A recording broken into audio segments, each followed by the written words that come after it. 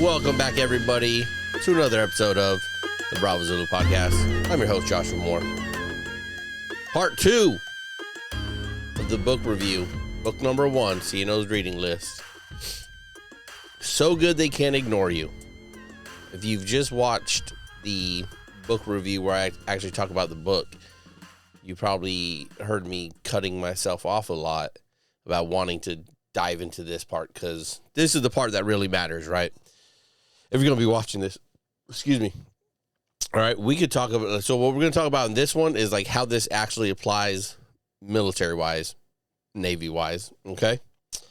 Okay, so in that episode, if you haven't watched it, go watch it, then come back and watch this. This is going to make a lot more sense. I asked the question, if I could talk to CNO and ask him why he picked these books, and specifically this one, because we're talking about it. Why did he pick this book, and when did he first read it, right? Where was he stationed? What rank was he? What was going on? What billet was he in? Everything like that. Because why it matters is because I have to frame, like, I, at 21 years as a chief, that's where I am at. About to transition out of the Navy and into the civilian world and find another job and do things like that. So really where you're at is going to frame a lot of how you're interpreting this information, right?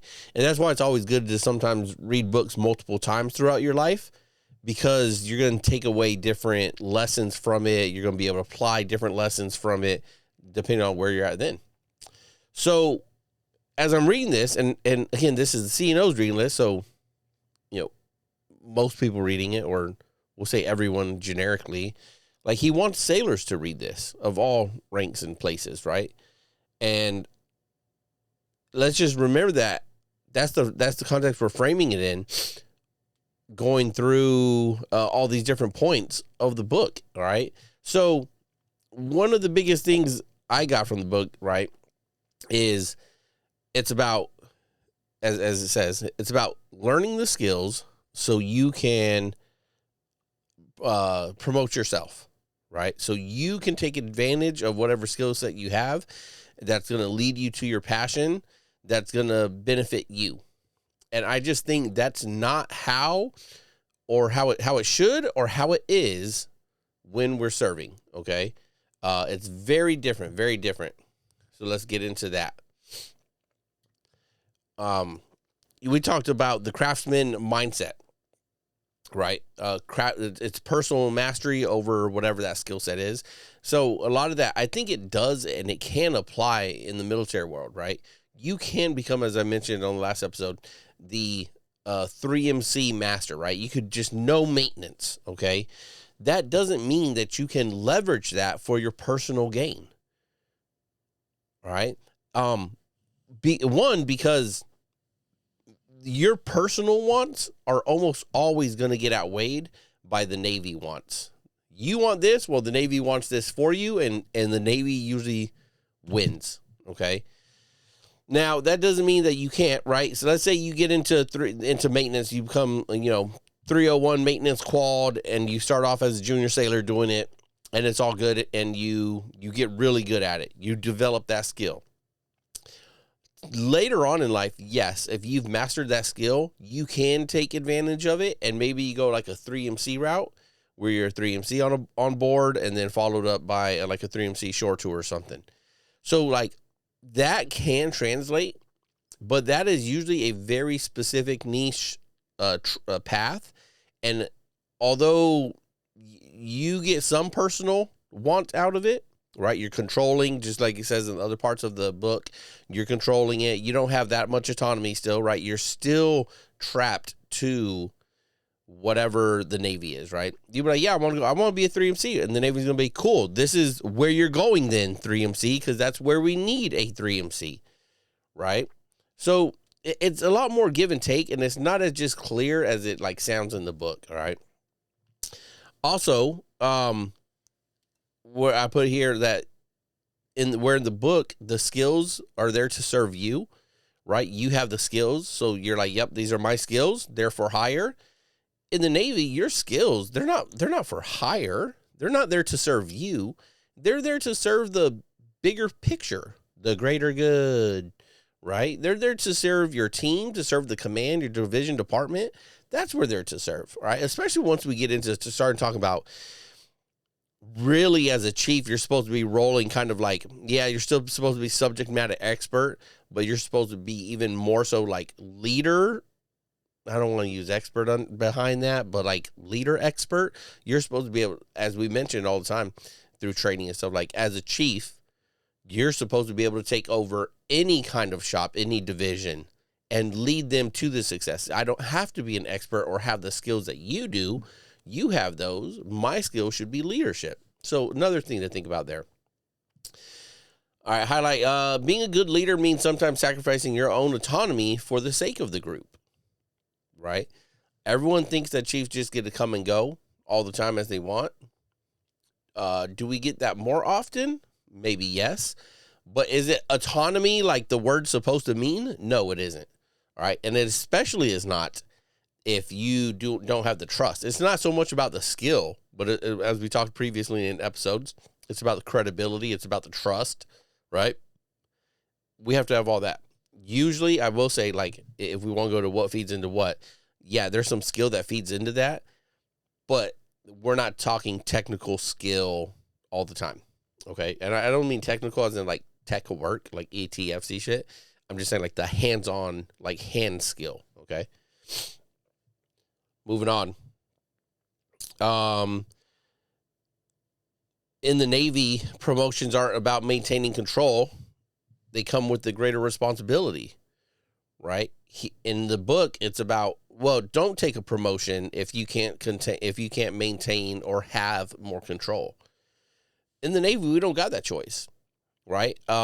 There's a really popular like trend on Reddit with senior sailors, chiefs, and officers and people telling E6s, junior sailors, to not be a chief if they don't want to be, which is kind of goofy, all right?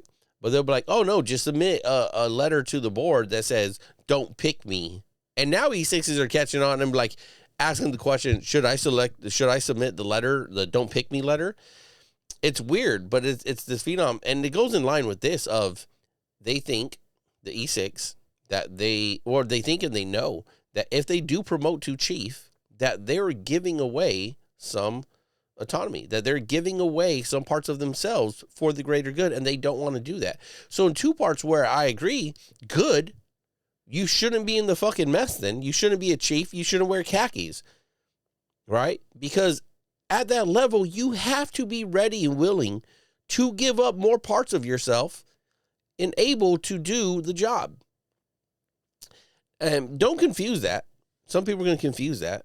Okay, don't.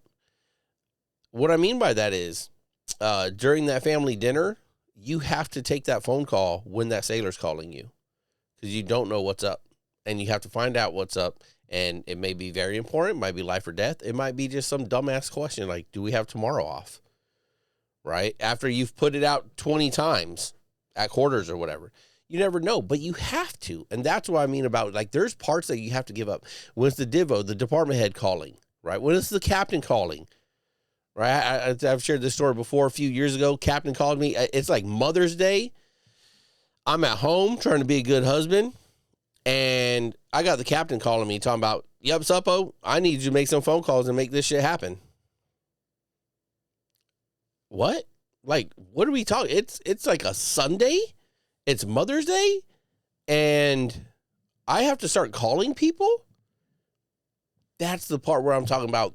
There, with promotions, you're taking on more responsibility, and you, as somewhere, somehow, you're going to have to give up more for the team. All right. Leadership means stepping up for the sake of sailors, not just for personal gain. How often do we hear that? All the time. Right? That's what we're always trying to pound into the selectees during chief season. That's what we should be trying to tell sailors. That's what we should be telling junior officers. Right? You're not supposed to be doing this just for yourself. Right? You're supposed to be doing it because it's service. You want to be there and be the better leader for your sailors, right? But oftentimes when we read books like this, I think it's confusing that it's like, no, I could do all this stuff for the benefit of self because I need to take care of number one. And yes, you do need to take care of yourself, right? But as you move up the chain, you have to divvy up that time, right? It becomes more important to divvy up that time. And don't think that Navy time is always going to take over personal time. If Navy wants to get in there, they're going to come in, they're just going to kick the door down and be like, hey, Navy time is here. Time to answer your phone. Don't care what's going on, right? And that's what really the book misses, because it's not talking about military stuff. Right? It's talking about corporate world. That corporate world where if you don't like the job, you can say, I quit. I resign. Here's my resignation. I'm moving on. Oh, thank you for the job opportunity. I would like to promote, but unless you give me all of these things, I don't want the job. Right? Moving on. Where's that? Oop. Lost track. All right. So we talking about the control, right? I think in the book, it's a lot of control, trying to maintain control, doing everything for control. And whereas the Navy, we should be doing it because we're committed to it. All right, let's go back to some Hooyah Navy core values: honor, courage, commitment. It's supposed to be a commitment that we're like, that's what we're invested in. We're committed to this. That's why we take the promotions. That's why we take on more responsibility, because it's a commitment thing versus the corporate side of, I want control, so I'm only going to take what I can continue to control. I'll only take on if they allow me to take control of it. You don't get to be you're not getting selected for chief or for officer position. Maybe officer position, some of them, maybe. Let me know down in the comments if you're officer watching. But you don't get a negotiation of like, well, how much control do I have of that? Right? No, you're a chief and you show up to your division and you're not asking how much control you have. You should know, right, by SORM and other rules and books and instructions, how much control you have of what you can and can't do. But it's not about the control. It's about the responsibility that you have to those sailors. And then it's about how much accountability do I have to take, right? When shit starts rolling downhill, where am I at in the fucking hose to the face versus where the sailor's at, and who's there to block some of that from hitting me, right? Totally different concept compared to from what's in the book to what's here in the Navy in real life. So the book focuses on maintaining personal control, and that doesn't align with the Navy emphasis on commitment and duty, right? So here's another thing. So another example is like watch standing, right? Have you ever been to a good command where the watch standing is pretty chill, pretty easy? And if there's anything a sailor's going to bitch about, it's going to be about standing watch, right? As great as where I'm at, the one thing I'm going to bitch about is that 1 week where I have to hold the cell phone. Hold it for a week. I still get to go home every night, right? It's just a cell phone. I got to carry it around with me.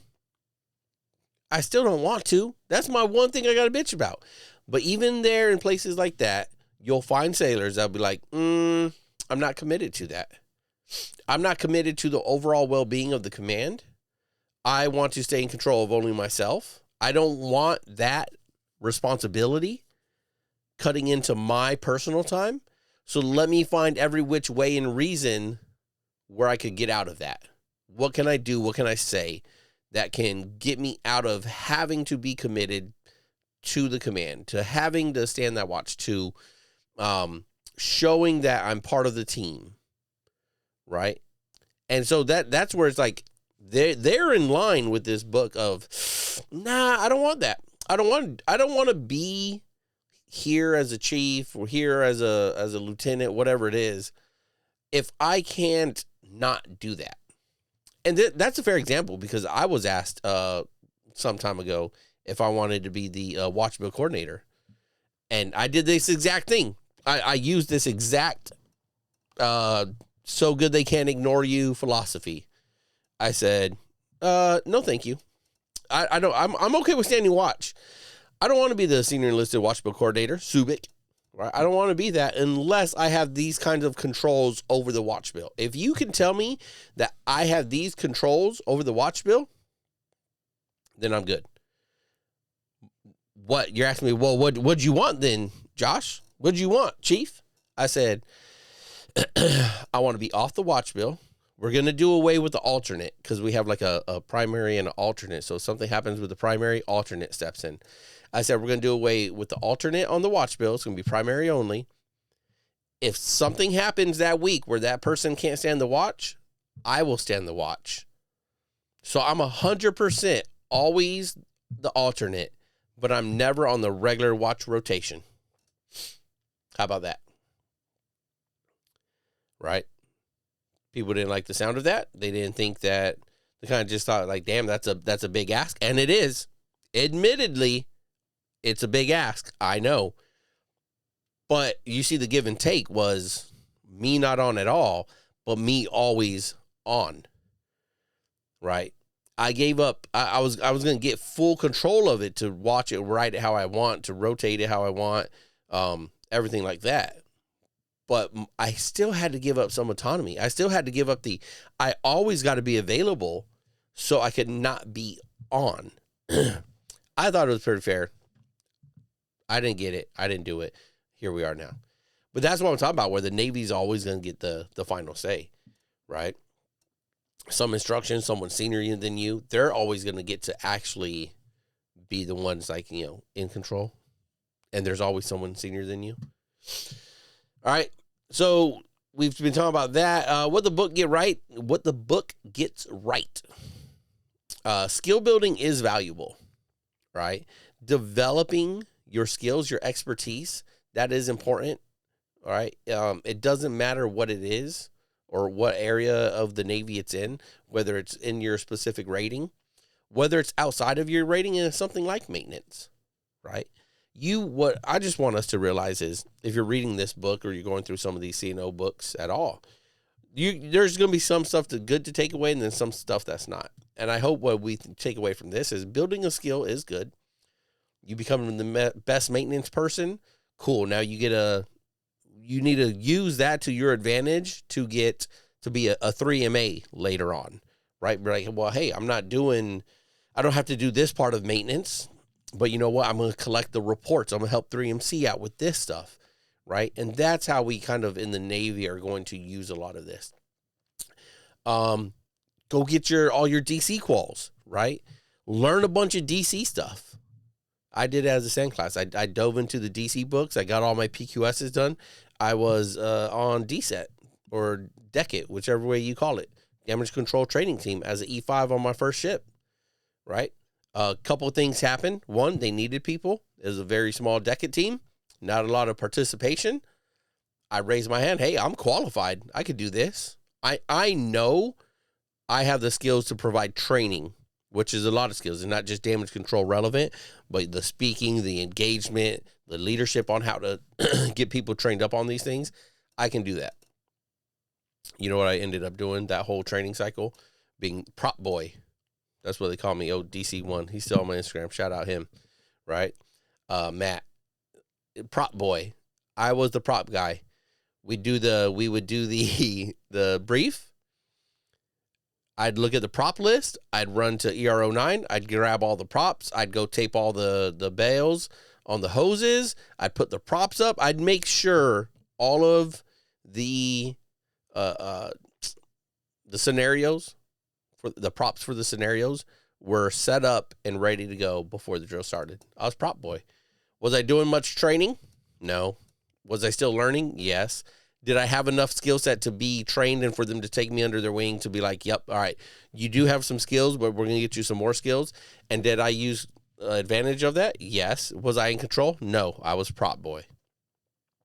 So there are ways to use this book in the military world, but I think we need to remember that the way the book is written for corporate is one way, and the way we need to apply it is another, right? The corporate world is personal satisfaction.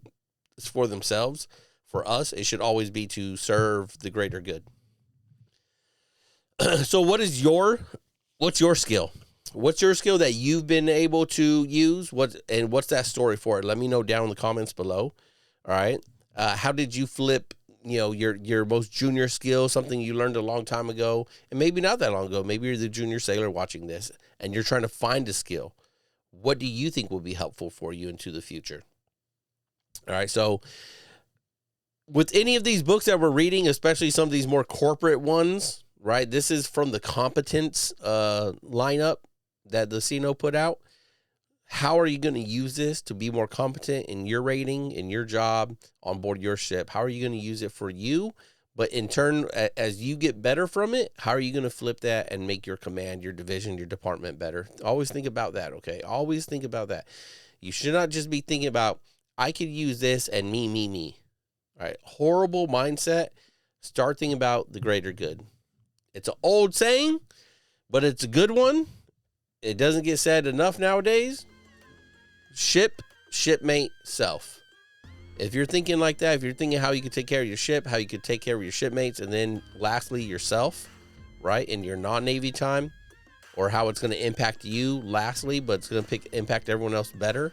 If you're thinking like that, you're going to go places in today's Navy, because you've always been able to use that and go places in the Navy. That's all we got for today. Quick breakdown of that book. Hope you all enjoyed. Another episode coming up tomorrow. Let me know down in the comments if there's anything you guys want to see. We'll see you then, and we out.